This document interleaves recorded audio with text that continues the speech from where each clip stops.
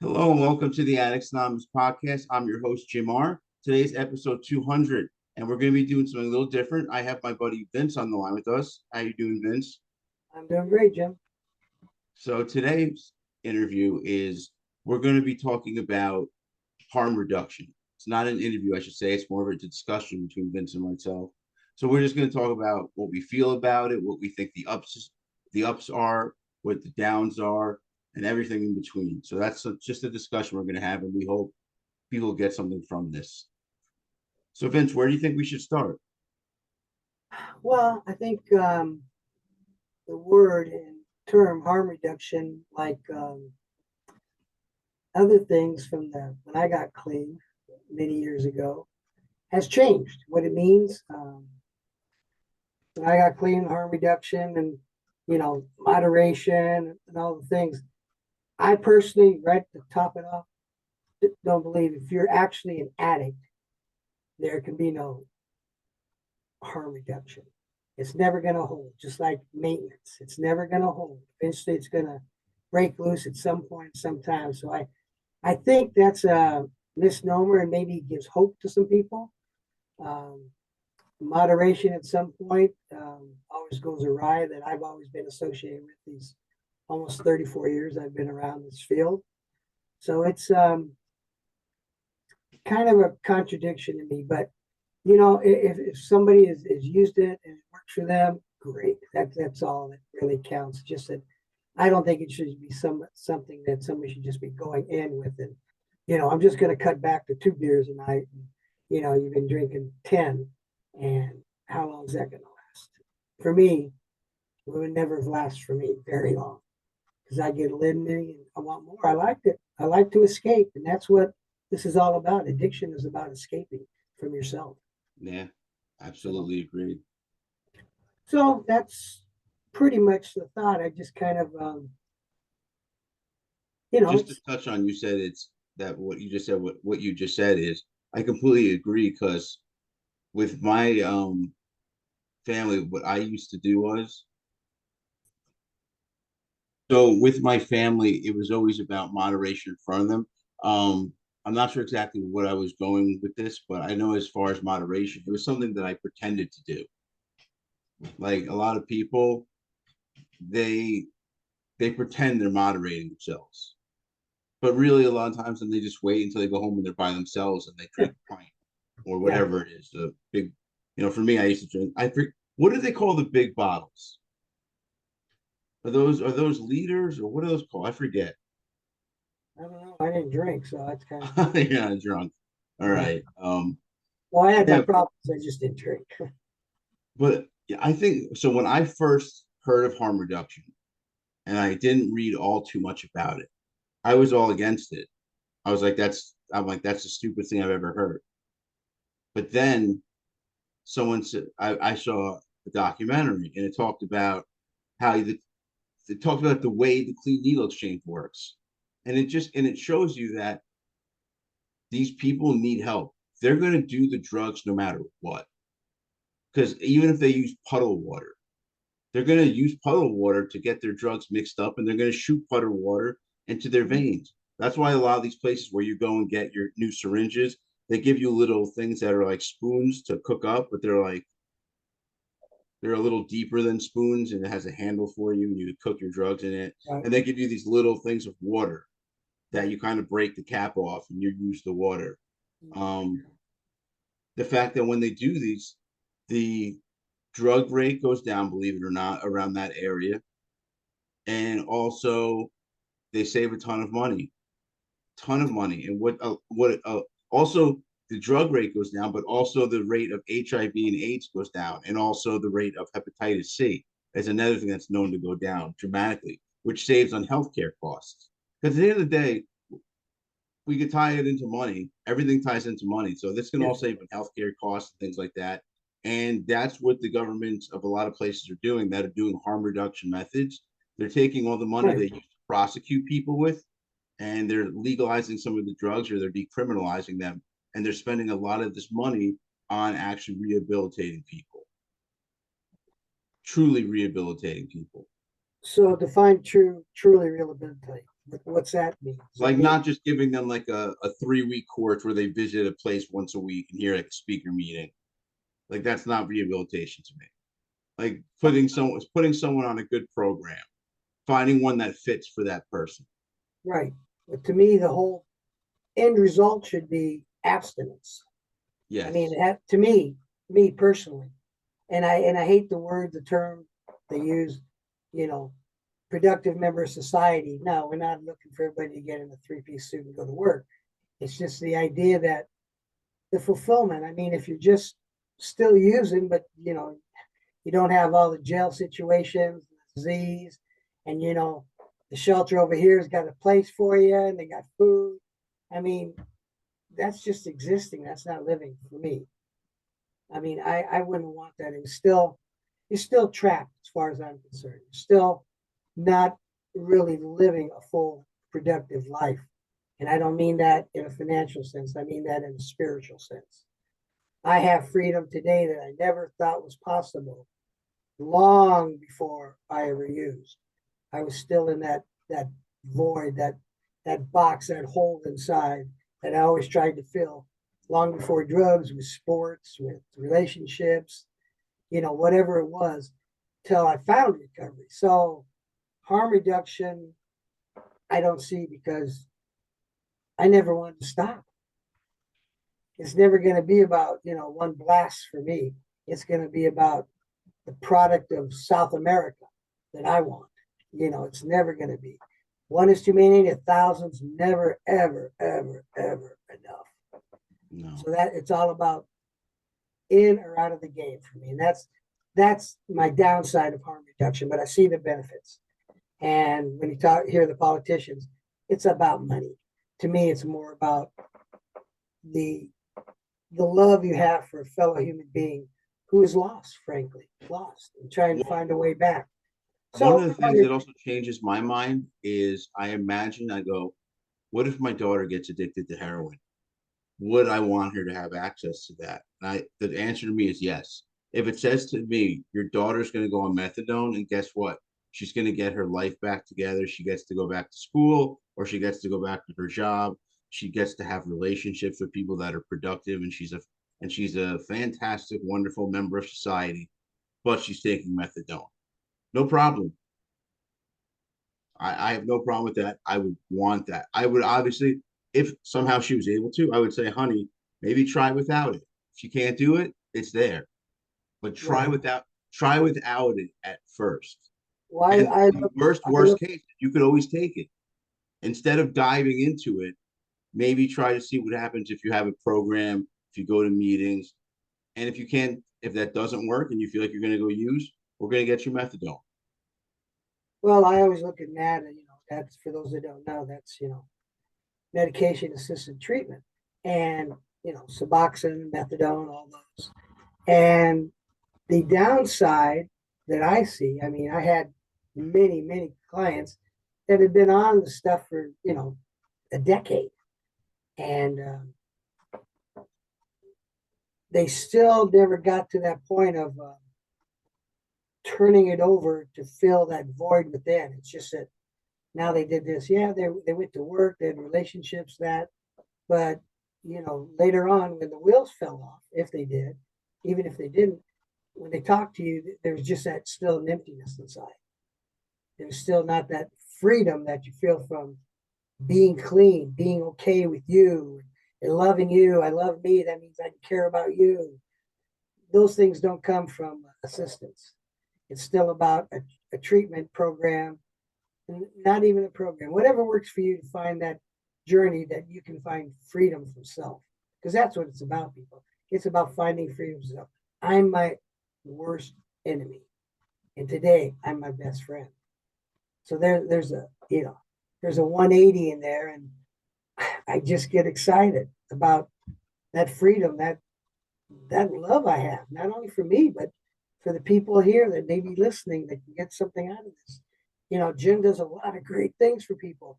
And, just jumping on here and, we're having this conversation, because we talk like this all the time, is that there is another way than using. There is another way than assistance. There is another way from harm reduction. But you have to find what fits for you. until you believe you deserve that chance, you're just going to stay chasing your tail.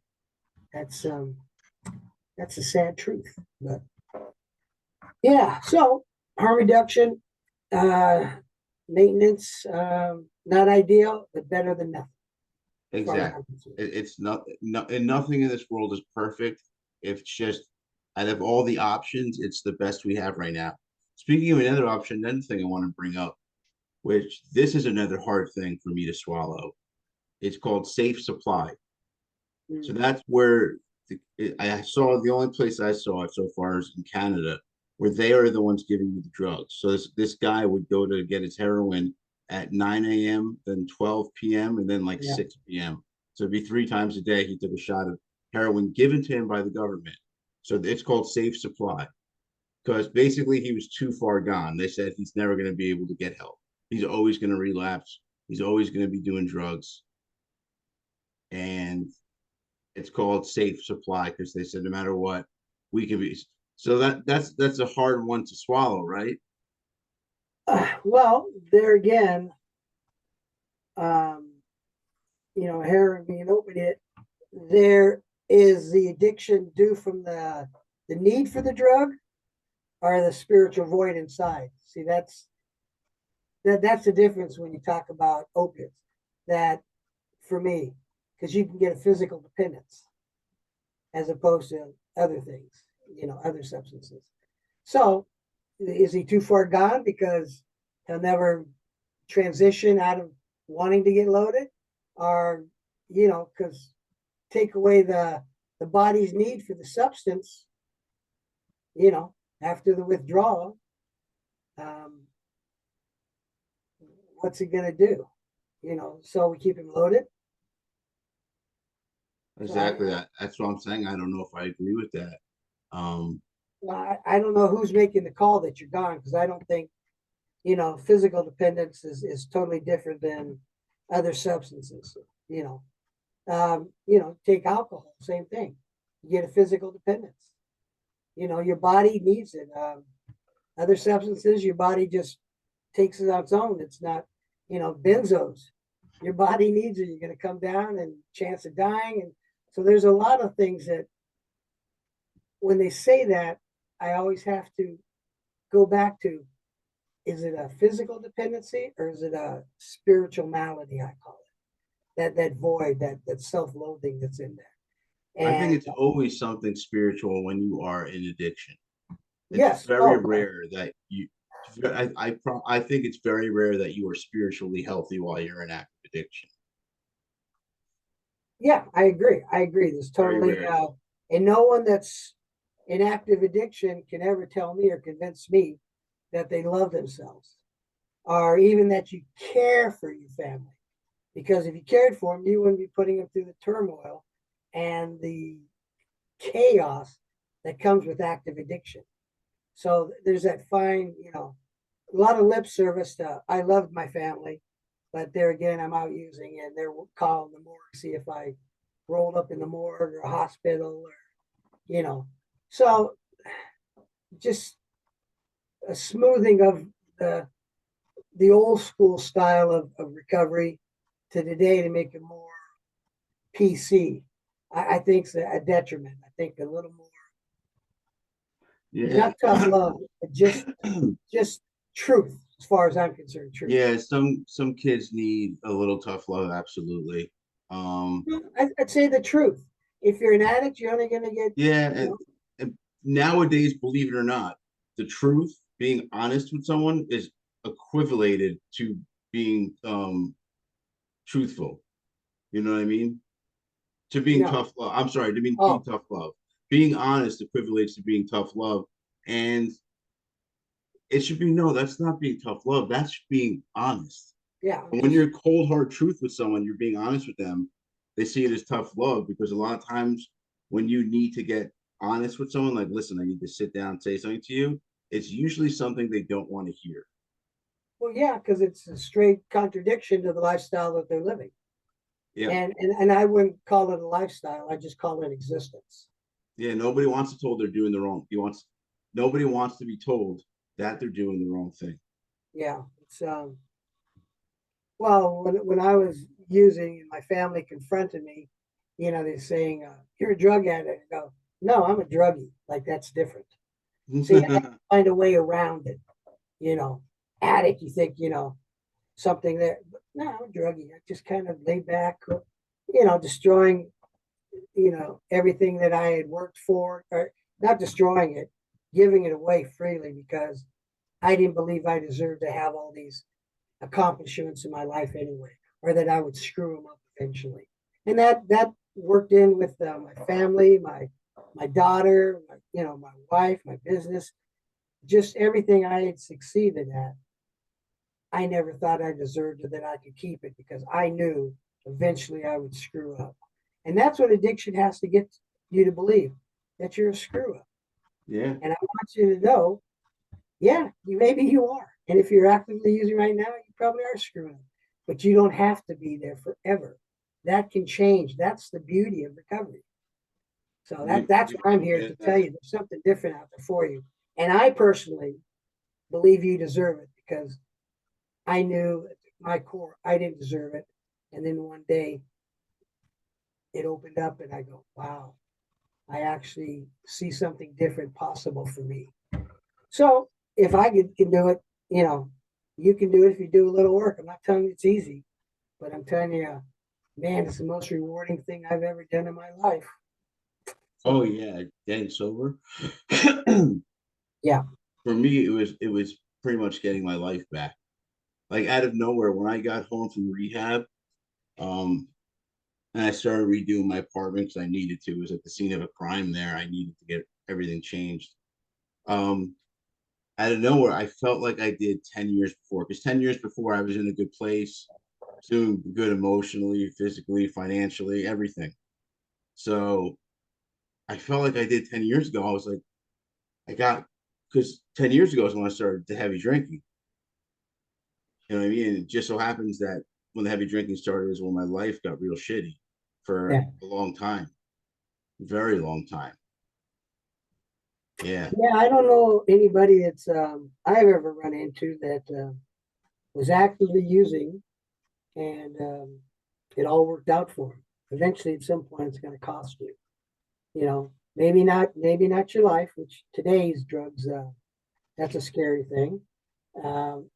Maybe not cost you financially. Maybe you got enough resources, or you're dancing around.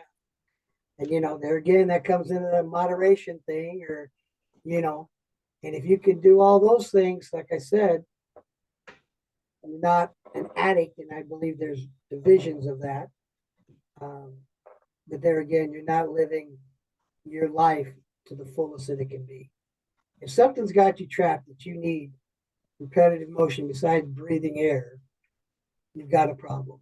And there's a lot of ways, there's a lot of people willing to help. You just need to reach out, you know, just give yourself a break. Yeah. I don't think people realize how much help is truly out there. Now, I there's a mean, lot. go to the Addicts Anonymous website.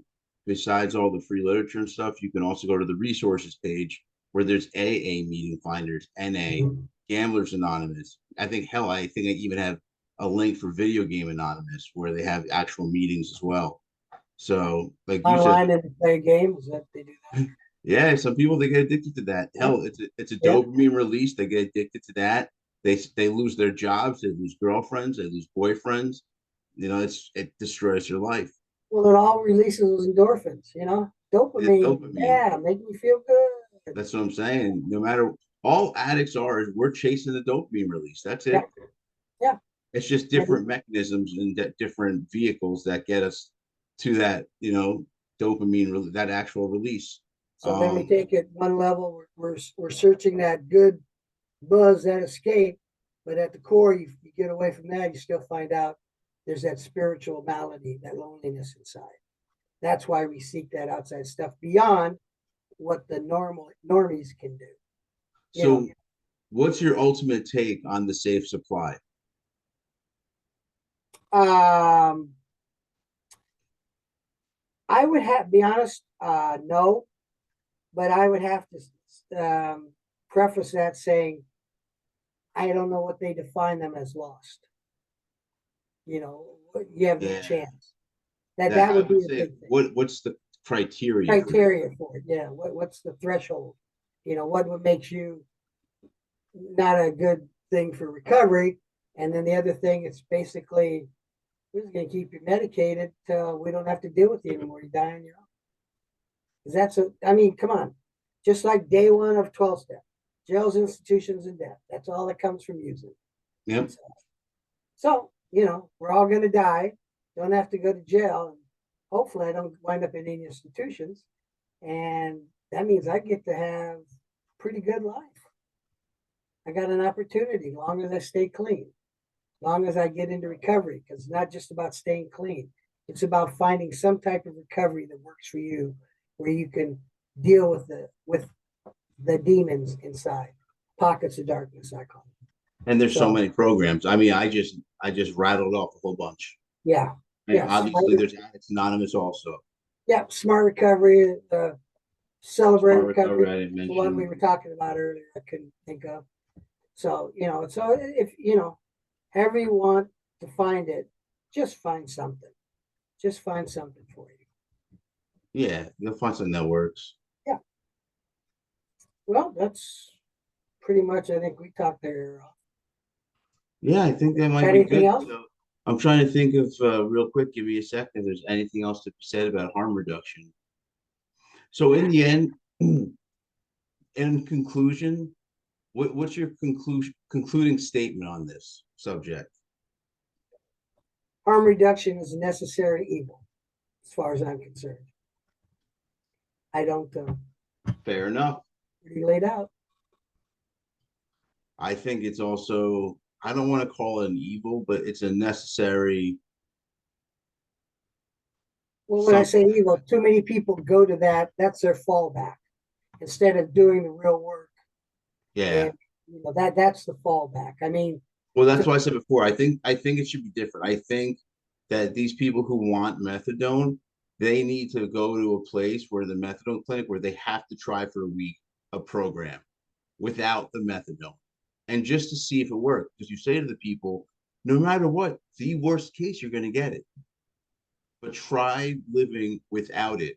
Just do getting, don't just say, okay, go have fun. Put them on a program. Put them on, like I said, Addicts Anonymous has a program, AA has a program, NA has a program. Everybody has a program.